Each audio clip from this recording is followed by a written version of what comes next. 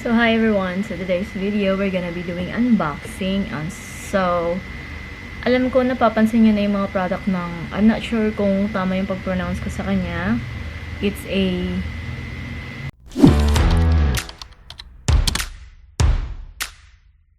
Dreamland.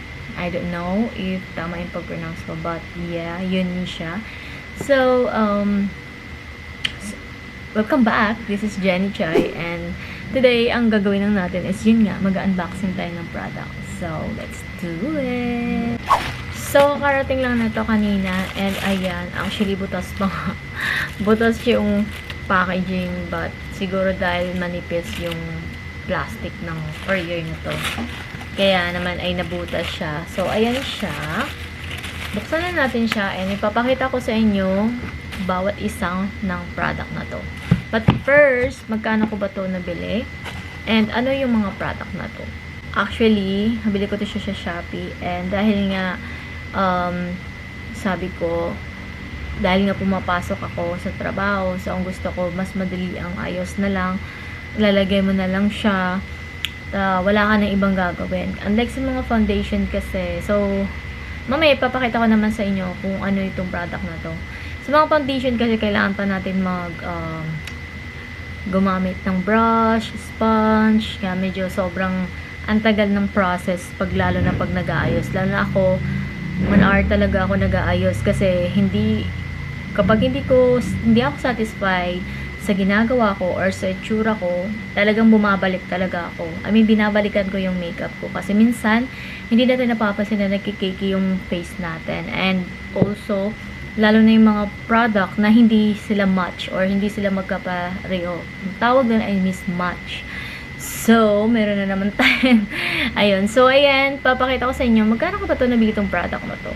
By the way, alam ko, hindi ko sure kung tama yung pag-pronounce ko sa kanya, guys. But, ayan yung name niya.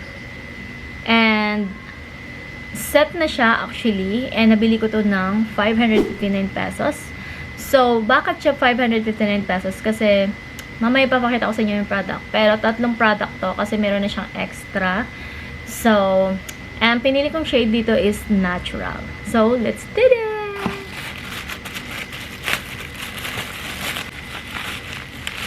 Sobrang pangit ang pagkabalot niya. But, ang ganda ng mga packaging niya. Oh my God, sobrang nakakasosyal yung mga packaging niya. Anyway, guys, kaya ako to siya binili kasi gusto ko nga rin din siyang i-review at the same time. And, ayun. So, ito na nga yung ating first product na ipapakita. Ito ay Black Truffle setting spray.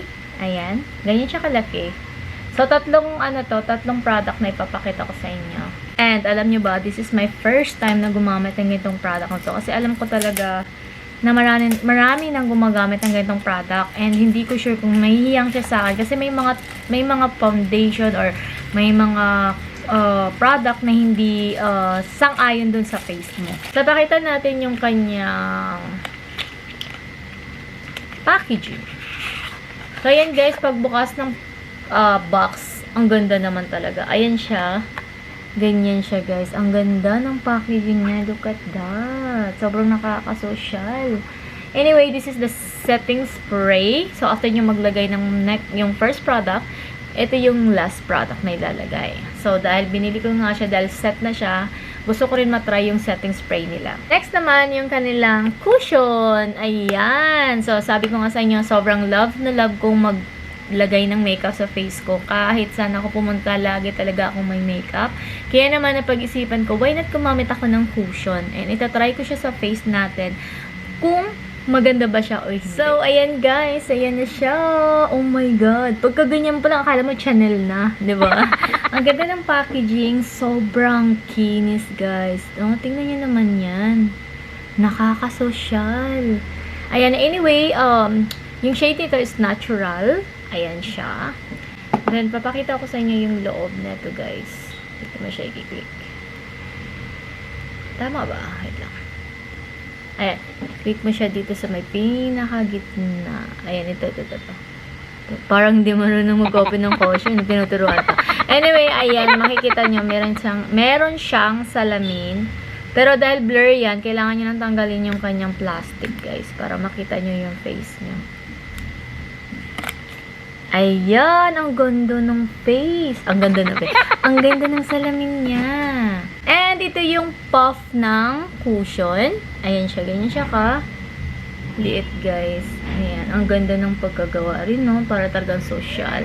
So anyway, this is the natural again. And pag open mo na ganyan, may makikita ka rin press powder, and yung white na yan, guys, is yan yung puff para dun sa press powder kapag ginamit nyo siya. And nakalimutan ko siyang ipakita, duo pala siya, guys, duo. And sa likod nito, ito yung, again, this is the 02 natural.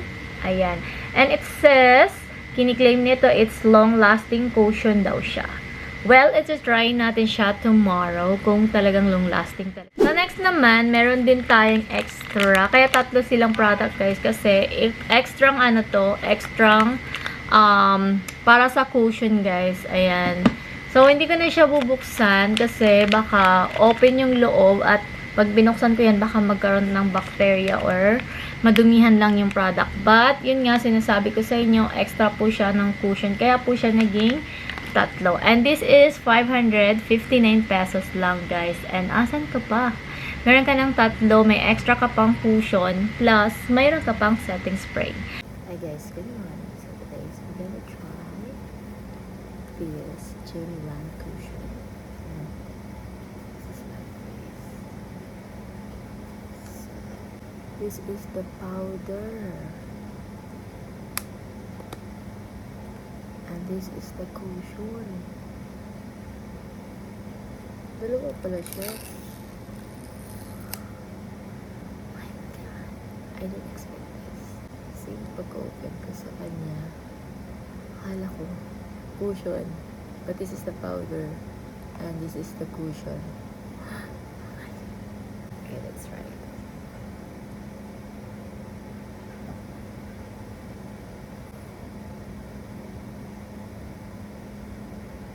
Sobrang nagulat ako dito sa cushion na to dahil napansin ko talaga na sobrang ang ganda ng cushion dahil talagang natakpan niya yung dark pigmentation ko dahil na late na tayo natutulog, kaya yan, nagkaroon tayo ng mga ganyang eye bag. So yan, nakita nyo naman kung gaano kaganda yung cushion na to, guys. And let's take a look. This is with and this is without. So as you can see, yung under eye ko, guys, sobrang lalim na yan at nangingitim na. Pero natakpan niya para talaga siyang concealer. As in, di ko talaga in-expect yan. Pero ang ganda talaga ng kinalabasan ng cushion na to. Ngayon naman, itatry naman natin yung press powder niya. Actually, yung pag-apply ko neto, sobrang gaan lang, super lightweight, pati yung cushion. Para ko lang nararamdaman na foundation na in-apply sa face ko. And yan, sa paglalagay ko pa lang dyan, talagang tingnan nyo naman yan kung gaano ka-flawless yung face ko nang in-apply ko siya. And ayan, pinapakita ko sa inyo yung with and without na press powder. So, in-apply ko na siya talaga lahat para lang makita natin kung gaano ka-flawless yung press powder. Sobrang nagustuhan ko talaga yung press powder, pati yung cushion. Yes, and then we're gonna use this setting spray of Gimlet. Now, tomorrow it's Friday. I want Friday's fun. You like Friday? Yes. Thursday! No, it's not Thursday. No, it's Thursday. Ang bango niyo. Today is not Good. Thursday. Today is not. So, tingnan natin siya mamaya kung maglo-long lasting yung cushion at kasama ito kasi siya yung magpapatibay sa cushion natin. And ayan lang. Hi everyone! Hi mga beshi ko! So, update tayo sa ating nire-review yung product. And as you can see, andyan pa rin siya. And alam niyo ba, ang laki na napansin ko sa kanya is yung under eye ko talagang nawala talaga. I mean, tinaktakpan niya yung aking dark eye dito.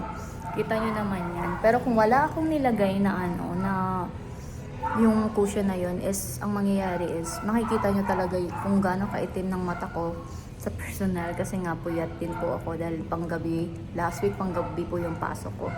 And as of now, it's 1:25 na ng hapon. So, update tayo dun sa ating in-apply. Kita nyo naman, andyan pa rin siya. Sobrang kinis pa rin. Walang pagbabago. Ganun pa rin po yung itsura natin. Charis. Ganun pa rin po yung ating face. Simula nung nag-apply tayo ng cushion na Gymland. So, ayan lang naman ang aking update today's video. And thank you so much for watching. Bye!